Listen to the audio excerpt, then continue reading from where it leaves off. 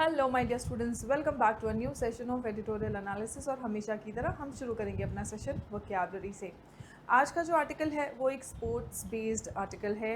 हम बात करने वाले हैं विंबलडन की। विंबलडन ये जो टूर्नामेंट है ये जाना जाता है मॉडर्निटी और ट्रेडिशंस दोनों को बहुत ही बेहतरीन तरीके से साथ में लेके चलने के लिए। साथ ही साथ आज के आर्टिकल में एक ख़ास बात ये है कि सेवन टाइम्स जो विंबलडन चैम्पियन हैं सेरेना विलियम्स, इनका भी रिटर्न हुआ है, वाइल्ड कार्ड एंट्री हुई है ना। तो चलिए शुरू करते हैं आज का एडिटोरियल। और हमेशा की तरह हम शुरू करेंगे वक्याब से। नाउ मैरी का मतलब क्या होता है? ये ज़रूरी नहीं है कि सिर्फ शादी करने से संबंधित इस शब्द का प्रयोग हो, ठीक है। ये एक वर्ब है। इसका नाउन फॉर्म क्या होगा ये आप मुझे कमेंट करके बताएंगे, ठीक है। ये एक वर्ब है, इसका मतलब क्या होता है? मिलाना, कंबाइन करना, एक सक्सेसफुली एक साथ लाना, ठीक है। सो ब्लेंड करना, कंबाइन करना। सेपरेट और डिवाइड इसके एंटोनिम्स हो जाएंगे। Wimbledon marries tradition with innovation, कह रहे हैं कि इनोवेशन के साथ साथ पुरानी चीज़ों को भी बहुत ही बेहतरीन तरीके से विंबलडन साथ लेके चलता है, ठीक है। Now the next word is pristine. Pristine का मतलब क्या होता है? स्पॉटलेसली क्लीन, अनस्पॉइल्ड, स्वच्छ बिल्कुल, है ना, निर्मल, बिल्कुल स्वच्छ, बिल्कुल स्वर्ग जैसा, pristine.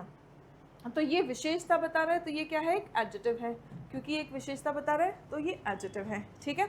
Immaculate, immaculate eighty ending word. देखो एटी एंडिंग वर्ड्स भी वैसे तो वर्ब्स होते हैं, लेकिन यहाँ पे ये एक एक्सेप्शन है, ये एडजेक्टिव है, राइट। इमैक्यूलेट, फ्लॉलेस, ये वर्ड आपके एग्जाम में आ चुका है, बहुत ही प्यारा सा शब्द है और बहुत ही इंपॉर्टेंट शब्द है, immaculate, pristine. Now the next antonym is dirty and damaged. कोई चीज़ डर्टी है, डैमेज्ड है, तो वो इसके एंटोनिम्स बन जाएंगे। The pristine grass coats attract fans. आपने देखा होगा कि जो ग्रास कोट्स होते हैं विंबलडन टूर्नामेंट्स में, वो प्रिस्टीन मतलब बिल्कुल स्वर्ग जैसा, बिल्कुल ग्रीन होता है ना। प्रिस्टीन ग्रास जो होता है, grass coats attract fans. Illustrious, illustrious का मतलब क्या होता है? O U S ending word है तो ये एडजेक्टिव है। O U S ending word क्या है? Adjective. Highly respected and famous. Illustrious का मतलब क्या होता है? चमकता हुआ, जिसमें लस्टर हो। इसमें एक वर्ड है, देखो लस्टर, है ना।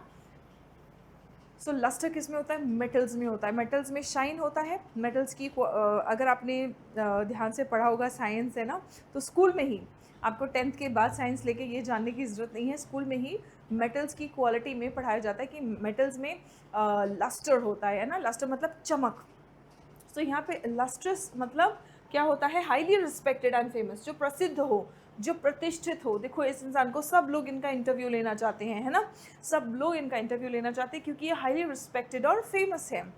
एमिनेंट, वेरी इंपॉर्टेंट वर्ड, कई बार एग्जाम में आ चुका है और आगे भी आने की पूरी पूरी संभावना रखता है। Eminent, renowned. Obscure, again another word जो प्रीवियस ईयर वर्ड है और हाईली रिपीटेड वर्ड है ये। ऑब्सक्योर, अननोन, मतलब अनजान, जो अस्पष्ट हो, जो जिसको लोग ना जानते हों। Now Venus is an illustrious champion. हम कह रहे हैं कि वीनस जो है वो एक इलस्ट्रस मतलब highly respected and famous champion है, ठीक है। Now the hikers admired the dash lake, है ना। तो लेक की विशेषता हमें बतानी है।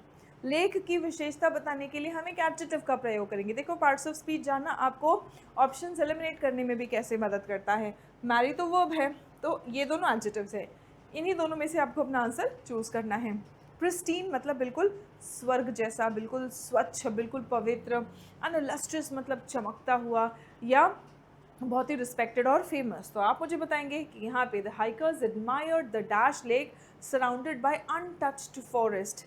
यहाँ पे ऐसा क्यों कहा जा रहा है? अनटच्ड फॉरेस्ट मतलब जहाँ पे इंसान ना पहुँचा हो या ना के बराबर पहुँचा हो। जहाँ पे इंसान पहुँचेगा फिर वहाँ पे बिल्डिंग बनाना शुरू करेगा, पेड़ काटना शुरू करेगा, है ना। अनटच्ड फॉरेस्ट मतलब बिल्कुल अपने नेचुरल स्टेट में जहाँ पे फॉरेस्ट है, ठीक है। नाउ क्लिंच्ड का मतलब क्या होता है? This is a verb. Clinched का मतलब होता है सिक्योर करना, सक्सेसफुली सिक्योर कर लेना। कोई चीज़ आप पाने की कोशिश कर रहे थे, आपने उसको हासिल कर लिया। सिक्योर करना, उसको आपने जीत लिया। एंटोनिम क्या है? हार जाना या सरेंडर कर देना। She clinched her maiden major title. She clinched her maiden major title, ठीक है। अब मेडन का मतलब क्या होता है? मेडन का मतलब होता है पहला, फर्स्ट एवर। मेडन का मतलब क्या होता है? पहला, first ever. This is also not very often repeated, but yes, ये प्रीवियस ईयर में आया हुआ है और अच्छा सा वर्ड है। Inaugural, first. एंटोनिम्स है final, last. She won her maiden grand slam, she won her maiden grand slam. Intriguing, intriguing का मतलब क्या होता है? वेरी इंटरेस्टिंग, रोचक, विशेषता बता रहा है ना, विशेषता बता रहा है, तो ये एक्चुअली वर्ब है जो एडजेक्टिव का काम कर रहा है ना। So fascinating, fascinate, fascinating. Intrigue verb से, वर्ब का आईएनजी फॉर्म, प्रेजेंट पार्टिसिपल, जो विशेषता बताने का काम करता है ना, present participle and even past participle, V3 form of the verb, ये दोनों कई बार विशेषता बताने का काम करते हैं, एडजेक्टिव की तरह काम करते हैं। यहाँ पर भी इंट्रीगिंग का जो मीनिंग है वेरी इंटरेस्टिंग, तो ये एडजेक्टिव का काम कर रहे हैं। Fascinating, captivating. एंटोनिम क्या होगा? Boring, dull. The men's section looks intriguing, कह रहे हैं कि जो मेंस सेक्शन है ना वो बहुत इंटरेस्टिंग लग रहा है। लुक्स इंटरेस्टिंग मतलब क्या नया होने वाला है, क्या अलग होने वाला है, वो देखेंगे हम। The detective novel had an dash plot that kept readers गेसिंग अंटिल द एंड। कह रहे हैं कि डिटेक्टिव नॉवल एक है और उसमें क्या था, जो प्लॉट है ना, जो कहानी है वो कैसी थी कि रीडर्स जो है वो लास्ट तक गेस करते रहे, अब क्या होगा, अब क्या होगा, है ना। तो ऐसी कहानी को क्या विशेषता का शब्द हम यूज़ कर सकते हैं, है ना? इंट्रीगिंग, क्लिंच्ड या फिर मेडन, आप मुझे कमेंट करके बताएंगे। Coming to the next word, titlist. Titlist का मतलब क्या होता है? चैम्पियन। टाइटलिस्ट का मतलब होता है चैम्पियन, विनर, कोई टाइटल जीतने वाला, कोई उपाधि जीतने वाला। एंटोनिम होगा लूजर या फिर runner up. Alcaraz is a 2 time Wimbledon titlist. Alcaraz जो है ये 2 टाइम्स विंबलटन चैंपियन रह चुके हैं, विंबलटन टाइटलिस्ट रह चुके हैं। डिस्पिरिटिंग का मतलब क्या होता है? स्पिरिट का मतलब होता है जोश। डिस्पिरिटिंग का मतलब क्या होता है? डिस्करेजिंग, हतोत्साहित करने वाला, डिस्करेज करने वाला, डीमोरलाइज करने वाला, है ना। एंटोनिम होगा इंस्पायरिंग और अपलिफ्टिंग। अपलिफ्ट करना मतलब हम कहते हैं ना मूड अपलिफ्ट हो गया, आप बहुत डिस्करेज फील कर रहे हो, फिर किसी की बातें सुन के या कोई कहानी या कोई एग्जाम्पल देख के आप तुरंत, आपको अच्छा सा फील होने लगता है। जहाँ पे आप बिल्कुल लो सा फील कर रहे थे, अब आपको जोश आ जाता है। तो ऐसी चीज़ों को हम अपलिफ्टिंग कहते हैं, हम एनकरेजिंग कहते हैं, हम इंस्पायरिंग कहते हैं। ही सफ़र्ड अ डिस्पिरिटिंग डिफीट, उन्होंने एक बहुत ही हतोत्साहित करने वाली हार उनको मिली, उनको प्राप्त हुई। ही सफ़र्ड अ डिस्पिरिटिंग डिफीट। पेडिग्रीड, पेडिग्रीड का मतलब क्या होता है? हाईली अकम्पलिश्ड, प्रतिष्ठित, प्रतिष्ठित, हाईली रिस्पेक्टेड। इसके लिए हमने एक वर्ड और आज ही सीखा है, आप मुझे कमेंट करके बताएंगे कौन सा है वो वर्ड, है ना। सो पेडिग्रीड मतलब हाईली अकम्पलिश्ड, जो प्रतिष्ठित हो, डिस्टिंग्विश्ड हो, अकम्पलिश्ड हो, है ना। एंटोनिम है इनएक्सपीरियंस्ड, एंटोनिम है इनएक्सपीरियंस्ड। इनएक्सपीरियंस्ड के लिए एक और बहुत ही प्यारा सा वर्ड है जो आपके एग्जाम में कई बार आता है, वो शुरू होगा एन से। आप मुझे कमेंट करके बताएंगे वो वर्ड क्या है, आप मुझे कमेंट करके बताएंगे वो वर्ड क्या है। लेट्स सी आप में से कितने लोगों को वर्ड पता है इनएक्सपीरियंस्ड के लिए। उसका एंटोनिम यूजुअली एक्सपीरियंस्ड होता है ना, एक्सपीरियंस्ड के लिए एंटोनिम आता है वेटरन। ये भी वर्ड एग्जाम के लिए बहुत इंपॉर्टेंट है और ये वाला भी वर्ड एग्जाम के लिए बहुत इंपॉर्टेंट है, कमेंट करके बताइएगा, ठीक है। ऑर्डिनरी और inexperienced. Djokovic is the most pedigreed player, Djokovic जो है वो सबसे ज़्यादा प्रतिष्ठित प्लेयर हैं, ठीक है। चलिए the next one, the unexpected defeat was dash, जो अनएक्सपेक्टेड डिफीट था was dash for the entire team after months of preparation. पूरी टीम के लिए जो वो एक्सपेक्ट नहीं कर रहे थे और हार गए, वो पूरी टीम के लिए कैसा था? टाइटलिस्ट था, पेडिग्रीड था या डिस्पिरिटिंग था? आप मुझे कमेंट करके बताएंगे। नाउ डीम का मतलब क्या होता है? This is a verb. Deem मतलब मानना, हम कहते हैं ना डीम्ड यूनिवर्सिटी मतलब रिकग्नाइज्ड यूनिवर्सिटी, है ना। हम बोलते हैं यूजीसी, रिकग्नाइज्ड, है ना, तो डीम्ड यूनिवर्सिटी, सो मतलब उनको कंसिडर किया जा रहा है, रिगार्ड किया जा रहा है, राइट। सो डिसरिगार्ड और इग्नोर, डिसरिगार्ड और ignore. Players deem the prize money inadequate. अब प्लेयर्स जो हैं वो मान रहे हैं, कंसिडर कर रहे हैं जो प्राइज मनी मिलती है वो कैसी है, इनएडिक्वेट है, मतलब अपर्याप्त है, ठीक है। Now Garner is again a verb. Garner मतलब क्या होता है, इकट्ठा करना, कलेक्ट करना, गैदर करना, प्राप्त करना। इसके सिनोनिम्स देख लीजिए पहले। गार्नर अट्रैक्ट करना, गैदर करना, इकट्ठा करना। इसका एंटोनिम है लूज करना या फिर रिपील करना, सॉरी रिपेल करना, है ना। आप अट्रैक्ट कर रहे हैं, अट्रैक्ट का एंटोनिम क्या है, रिपेल करना, ठीक। Grand slams Garner global attention. Grand slams को ग्लोबल अटेंशन मिलता है। ग्लोबल अटेंशन मतलब कुछ पर्टिकुलर देश नहीं, पूरी दुनिया इन जो टूर्नामेंट्स है इनको देखती है या इनमें रुचि रखती है। पियर्स का मतलब क्या होता है, पियर्स का मतलब होता है समकक्ष, पीपल ऑफ इक्वल स्टेटस। आपके साथ वाले जो होते हैं उनको हम पेयर्स कहते हैं, ठीक है। कलीग्स या इक्वल्स, आपके बराबर के हों, है ना, आपके साथ वाले हों, कलीग्स। सुपीरियर्स और जूनियर्स, आपके जो सीनियर है वो भी आपके साथ वाले नहीं हैं, आपके जो जूनियर्स हैं वो भी आपके साथ वाले नहीं हैं। जो आपके साथ वाले हैं वो है आपके कलीग्स, आपके pairs. Lower ranked pairs struggle financially.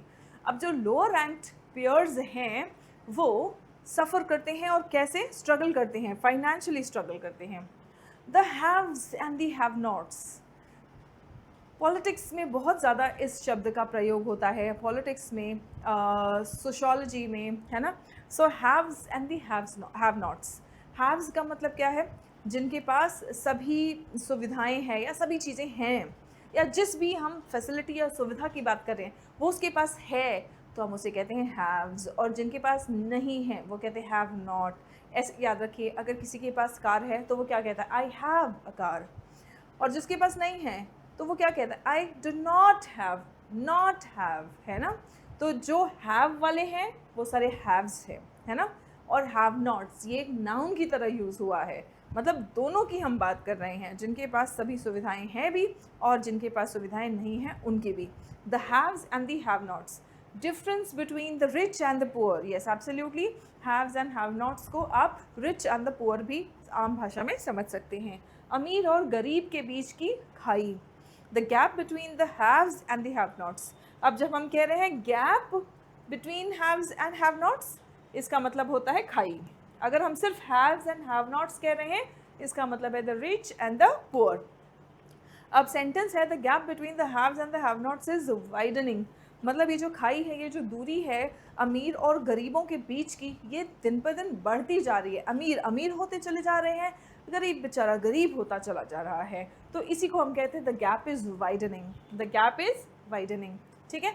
The committee, committee की स्पेलिंग बहुत इंपॉर्टेंट है बच्चों, आपके प्रीवियस ईयर में आ चुका है, आगे भी आता रहेगा, क्योंकि आप इसमें बहुत गलती करते हो, है ना। याद रखना, एम भी डबल है, टी भी डबल है और ई भी डबल है। और एक बार और अच्छे से याद करने के लिए आप मुझे कमेंट करके बताएंगे कमिटी की स्पेलिंग। फटाफट से सभी बच्चे कमिटी की स्पेलिंग कमेंट कर दें। The committee did not dash, did not dash. अब याद रखना, डिड नॉट के बाद में वर्ब आएगा और वो भी वर्ब का V1 फॉर्म, है ना। तो पियर्स तो नाउन है ना, ये दोनों वर्ब है और वर्ब के V1 फॉर्म है। तो देखो ये ऑप्शन तो हमारा कट जाता है ना। तो पार्ट्स ऑफ स्पीच समझना, हमें वर्ड को कहाँ पर अच्छे से यूज़ कर सकते हैं, सेंटेंस में कहाँ ढंग से प्लेस करते हैं, वहाँ तो हेल्प करता ही है। साथ ही साथ आप अगर पार्ट्स ऑफ स्पीच अच्छे से जानेंगे शब्दों का, तो आप अपने ऑप्शंस में चाहे सिनोनिम्स हो, एंटोनिम्स हो, ठीक है, और चाहे फिल इन द ब्लैंक्स हो, एरर करेक्शंस हो, यहाँ पर आपको बहुत हेल्प मिल जाता है, ठीक है। Now we have our application Sareen Pathshala on Google play store. इस पर आपको 2 तरीके के बैचेस मिलेंगे। एक वो बैच जहाँ पर 1 डे कॉम्पिटिटिव एग्जामिनेशन की तैयारी करने वाले बच्चों की सभी नीड्स इंग्लिश की पूरी की जाती है।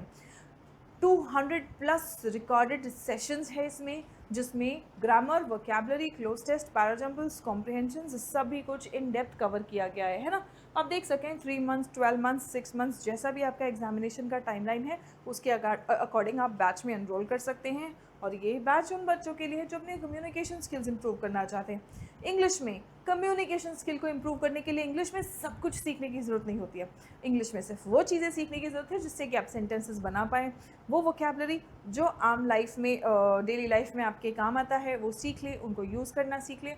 और इसके लिए कुछ बेसिक चीज़ें plus a lot of practice needed है जो हम इस बैच में करते हैं। ठीक है, चलिए नाउ वाइट्स ऑन ग्रीन क्यों कह रहे हैं? वाइट्स ऑन ग्रीन बताइए, वाइट्स ऑन ग्रीन क्यों कह रहे हैं? विंबलडन में जितने भी प्लेयर्स आते हैं उनका यूनिफॉर्म किस कलर का होता है, और जिस ज़मीन पर वो खेलते हैं वो ग्राउंड किस कलर का होता है, इसीलिए कह रहे हैं whites on green on Wimbledon 2026।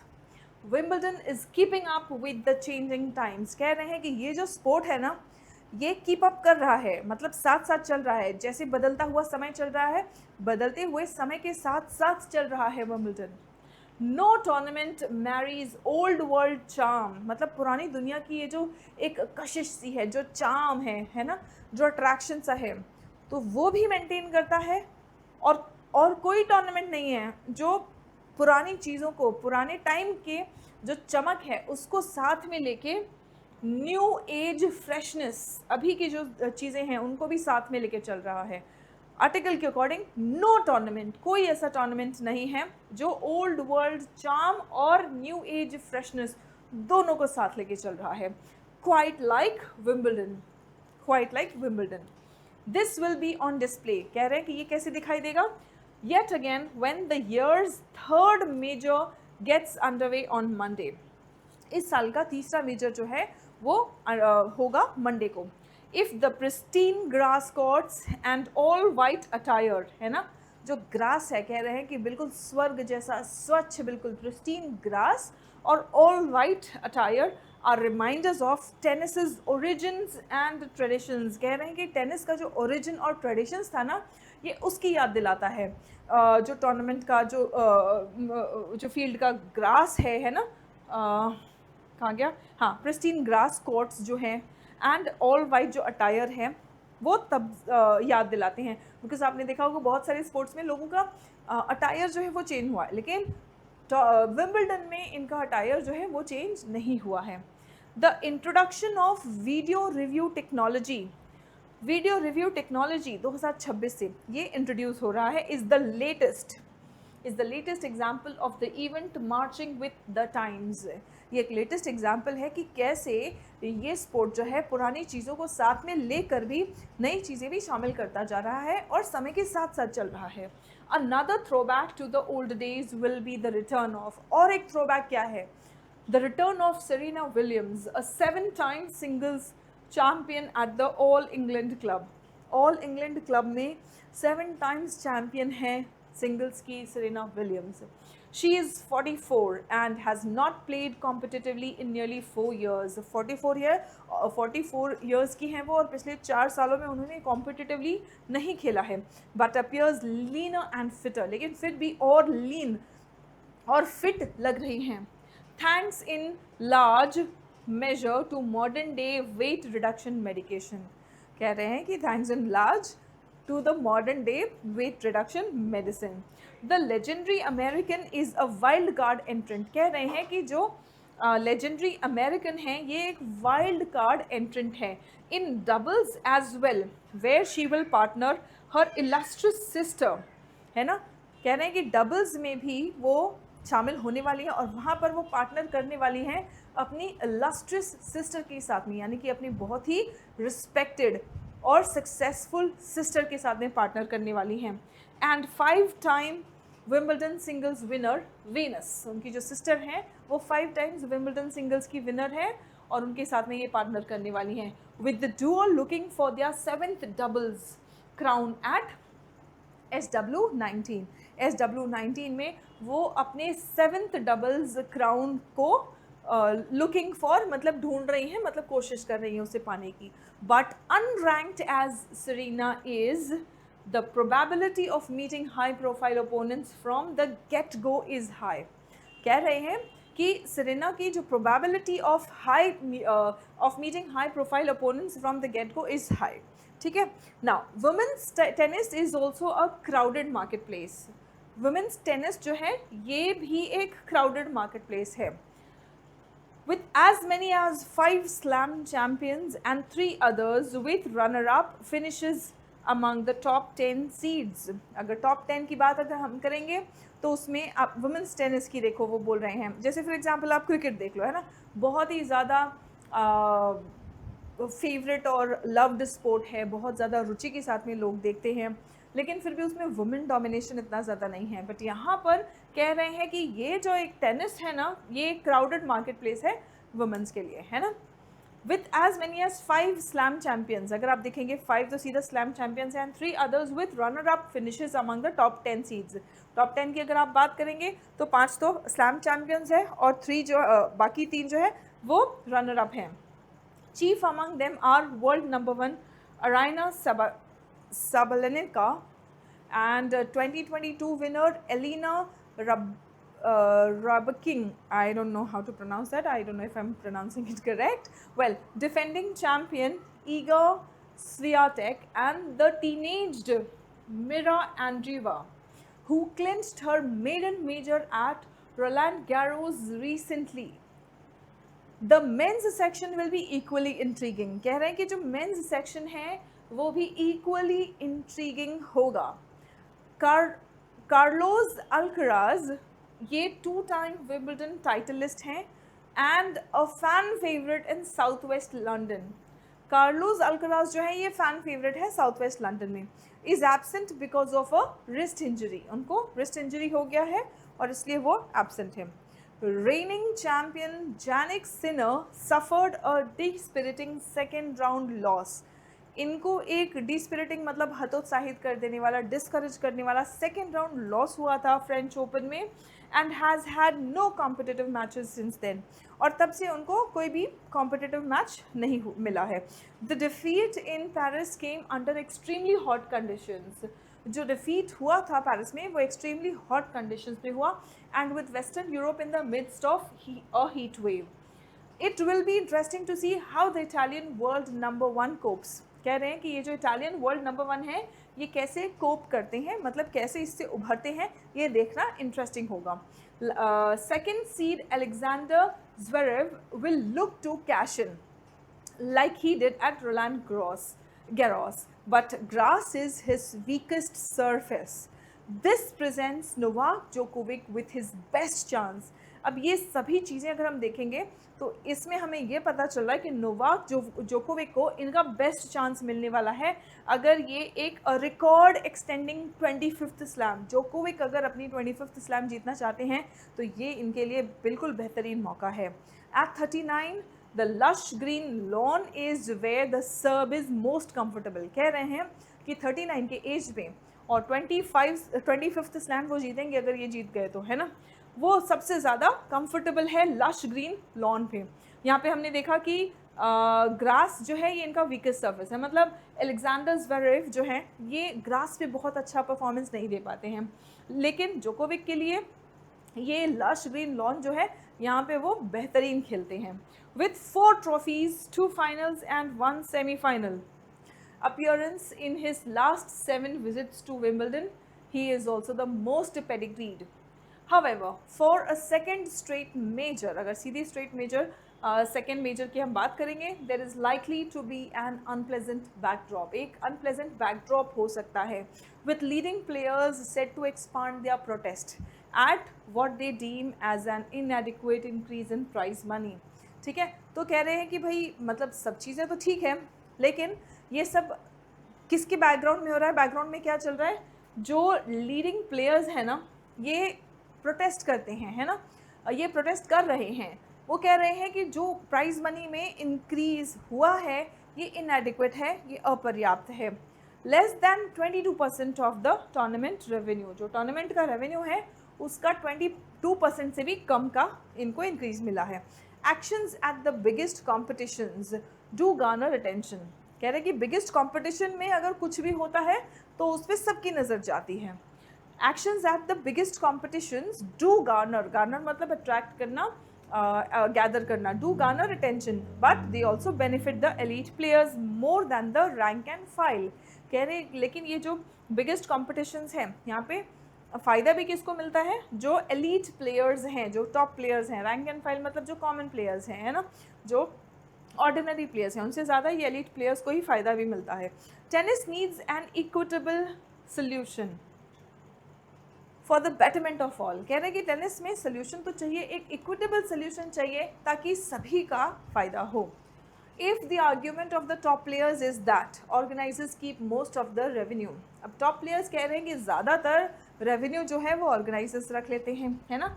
तो अगर हम ये देखें कि उनकी जो ये बात है, if the argument of the top players is that the organisers keep most of the revenue, then it can also be said that they earn disproportionately more than their lower ranked peers।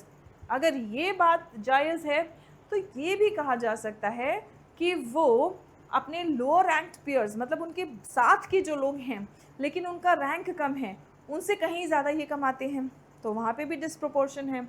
The gap between the haves and the have knots is only widening.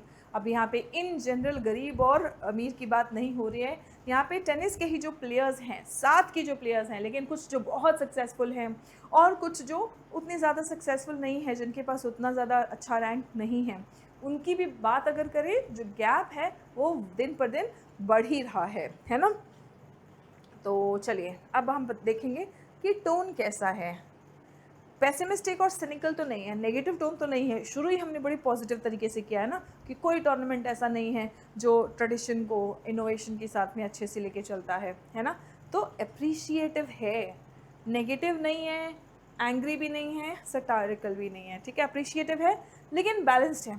Last में आके देखो, उन्होंने बोला कि जो elite players हैं वो protest करने वाले हैं, तो अगर उनके प्रोटेस्ट में अगर हम ये बात माने कि जो ऑर्गेनाइजर्स हैं वो ज़्यादा पैसा रख रहे हैं, जो टॉप प्लेयर्स हैं उनको ज़्यादा पैसा नहीं दे रहे हैं, है ना, major share of the revenue वो लोग रख रहे हैं, तो ये भी बात सही है कि जो बहुत ज़्यादा टॉप रैंक के प्लेयर्स हैं उनके पास डिस्प्रोपोर्शनेटली ज़्यादा पैसा जाता है, लोअर रैंक वाले वो स्ट्रगल करते हैं फाइनेंशियली, है ना। तो शुरू किया उन्होंने अप्रिशिएट करने से, तारीफ़ करने से, लेकिन लास्ट में आते आते बैलेंस कर दिया है ना।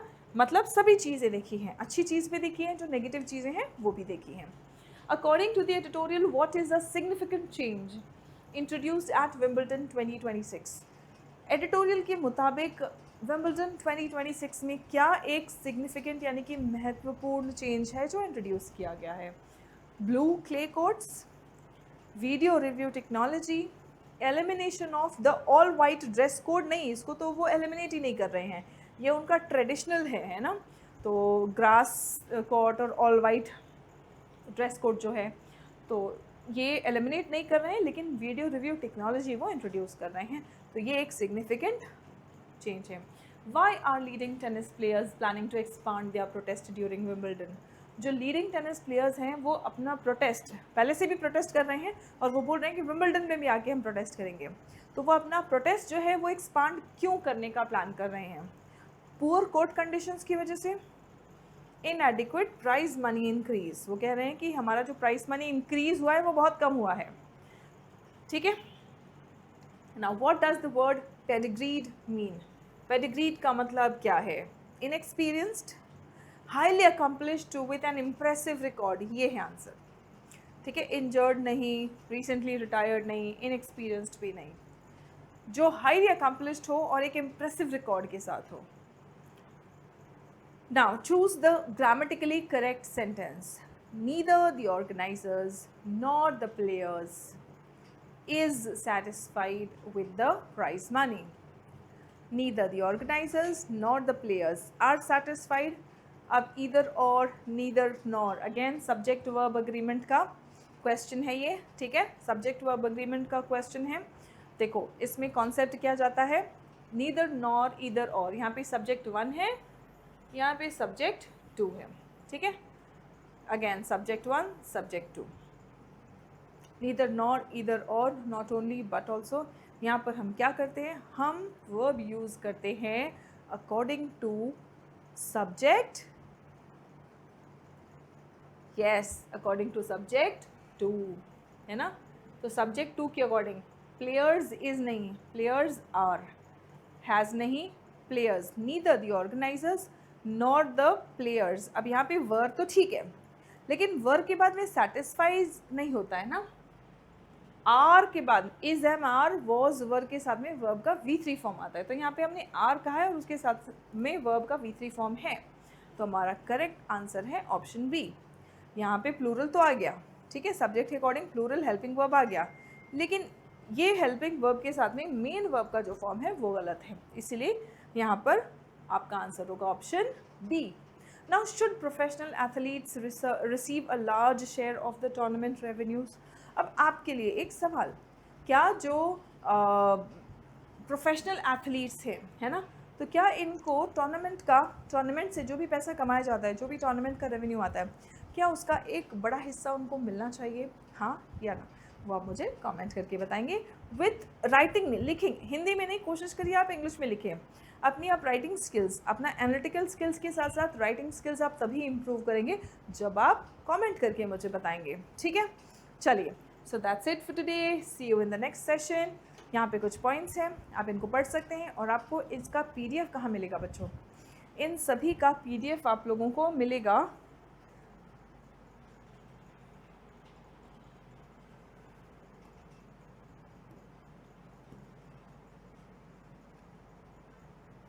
टेलीग्राम चैनल पे, ठीक है। और एक सेकेंड, आप इसका एक स्क्रीनशॉट ले सकते हैं, जिससे कि आप टेलीग्राम चैनल भी ज्वाइन कर लें और व्हाट्सएप चैनल भी ज्वाइन कर लें। अभी फ़िलहाल तो आपको सारा PDF जो है वो टेलीग्राम चैनल पर मिल जाएगा, ठीक है। आप इस चीज़ का एक स्क्रीनशॉट ले सकते हैं या स्कैन करके, यहाँ से आप टेलीग्राम चैनल ज्वाइन कर सकते हैं, और यहाँ से आप स्कैन करके हमारा व्हाट्सएप चैनल ज्वाइन कर सकते हैं, so that we can stay connected. अगर बैच पर कोई ऑफर्स आता है, या फिर हम डेली बेसिस पे जो एक्सरसाइज कर रहे होते हैं, या जो भी अनाउंसमेंट्स हो, अगर मुझे कुछ कहना है आपको, है ना, तो यूट्यूब तो है ही, यूट्यूब के साथ साथ अगर कुछ मुझे आपको, देखो यहाँ पे वीडियोस ही हम अपलोड कर सकते हैं, शॉर्ट्स अपलोड कर सकते हैं, कोई PDF देना है, कोई भी बात शेयर करना है, तो वो सारी चीज़ें हम इन चैनल्स के थ्रू आपको आप तक पहुँचा सकते हैं, ठीक है। Right, so that's it for today, see you in the next session. तब तक अपना ख्याल रखें, स्वस्थ रहें, मस्त रहें, सभी बच्चे पढ़ते रहें और आगे बढ़ते रहें। जय हिंद एवरीवन।